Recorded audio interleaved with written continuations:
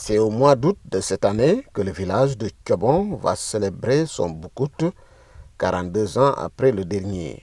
Pour réussir l'organisation de cet événement culturel et la prise en charge des milliers de personnes qui y viendront, le sous-préfet de Tendouk a tenu un comité local de développement délocalisé à Thiobon. Rencontrer les populations, recueillir leurs besoins pour une bonne organisation et voir au niveau local ce qu'on peut gérer.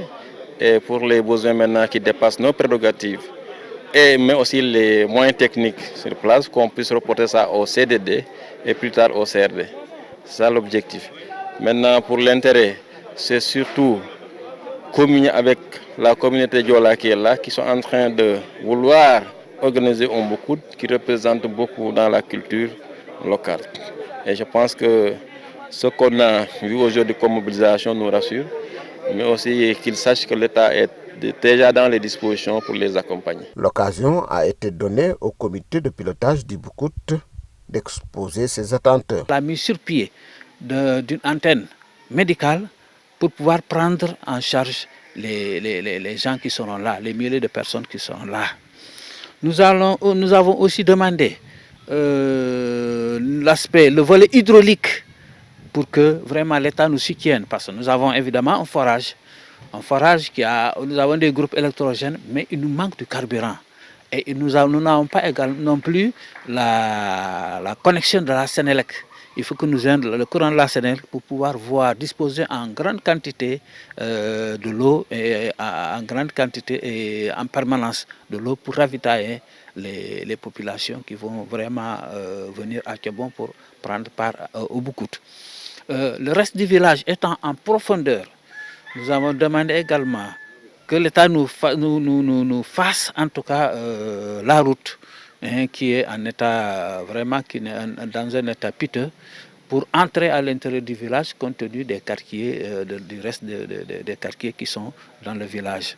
Nous avons besoin aussi de l'extension du courant pour pouvoir vraiment réussir ce Boucout. Et l'État, nous avons aussi demandé à l'État de nous appuyer en denrées alimentaires. Le maire de Kartiaké est conscient de ses responsabilités et prend toutes les dispositions pour répondre aux attentes. Il y a surtout des problèmes fondamentaux. Aujourd'hui, le problème de l'extension de l'électricité, surtout un sous-quartier du village qui est le sous-quartier de Oubebe qui n'a pas d'électricité, mais également le raccordement de l'électricité au forage pour permettre aux populations d'avoir de l'eau en quantité abondante, mais aussi en permanence. Nous savons tous ce qui nous attend le moment venu. Il y aura beaucoup de monde, c'est pourquoi nous sommes en train de prendre toutes les dispositions pour une bonne réussite de l'organisation. Le sous-préfet de son côté aussi rassure. Toutes les décisions, donc, c'est des décisions qui sont corollaires aux besoins, mais ce qu'on a plus retenu aujourd'hui, c'est les besoins liés à l'eau et à l'électricité qui sont des besoins indispensables. La Sénélec a pris des engagements. Ce qu'il y a comme recommandation à faire, c'est que Thiobon soit mis hors délestage et que le courant puisse être disponible à temps, 24 heures sur 24. On se rend compte que s'il y a de l'eau et de l'électricité, je pense que 50% des besoins seront satisfaits. Concernant aussi l'aménagement des pistes, il y a une piste qui quitte le rond-point du village pour le foyer où nous sommes. Et là aussi, c'est une doléance qui sera portée au niveau de la route dans le cadre du CDD. Ce que j'ai surtout demandé aussi aux populations, c'est de collaborer avec les forces de défense et de sécurité pour que la sécurité soit de mise.